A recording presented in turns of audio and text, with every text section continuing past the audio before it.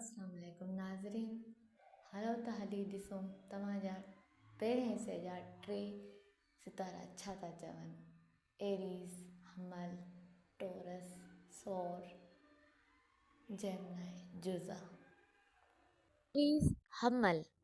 घर में मुश्तरी मरीख़ अची चुको आहे।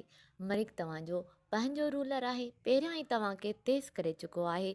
हाणे त अल्लाह रहम करे। ज़ोल अक्टूबर जे आख़िरी हफ़्ते ताईं रुजत में वञी चुको आहे।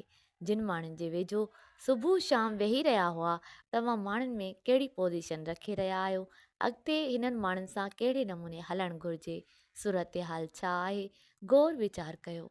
तव्हांखे अलाह पाक 8 महीना ॾिना आहिनि। मरीख़ जे करे अॼुकल्ह तव्हां तालकातनि खे पोइते छॾींदे ऐं अॻिते वधी रहिया हुआ। थोरी पाण में नरमी पैदा करियो। मरीख़ ज़िद में आयल आहे।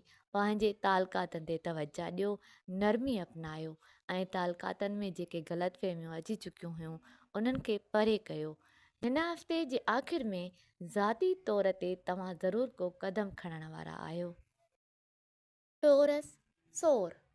अक्टूबर जे आख़िरी हफ़्ते ताईं ज़ोहल रुजत में हुजण करे कैरियर खे सम्झण ऐं बहितर बनाइण ऐं बहितरीन क़दम खणण में मदद मिलंदी। त पोइ तव्हां कैरियर खे ज़रूरु बहितर बणायो। ज़ोहल तव्हांखे सुठो मौक़ो ॾेई रहियो आहे।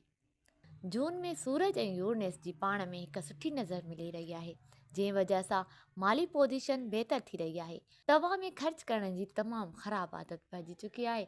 हिन वक़्तु तव्हां पाण बि सोचे रहिया आहियो। जहिड़े नमूने नशो करण जी आदत पइजी वेंदी आहे, बिल्कुलु ईअं ई ख़र्चनि करण जी आदत पइजी चुकी आहे।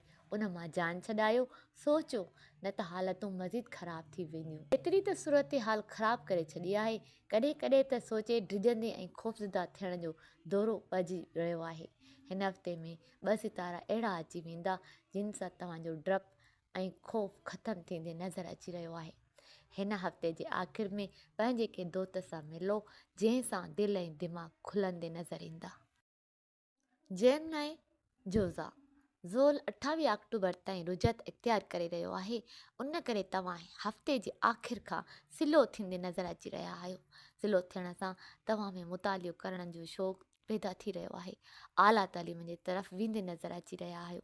तव्हां महसूसु कंदा त मां फ़लसफ़े ॾांहुं वञी रहियो आहियां। ज़ेन नशो मां तरफ़ वेंदो। हा, तव्हां पंहिंजे शौक़ मुताबिक़ मुतालियो करियो ऐं आला तालीम तरफ़ ज़रूरु वधो। ऐं 7 जून खां वीनस ऐं सूरज जे अचण जे करे तव्हां ख़ुशगवार लम्हनि मां पिणु गुज़रंदा ऐं तव्हां रोमानवी मामलनि में गर्मजोशीअ सां हिसो वठंदे नज़र अची रहिया आहियो। ज़हनी तौरु तव्हांखे कंहिंजा ख़्यालात पसंदि ईंदा ऐं अहिड़ी सूरत हाल पैदा थींदी। ख़मीस खां छंछर जे विच में अहिड़ा तालकात तव्हां लाइ ख़ुशख़बरी खणी ईंदा।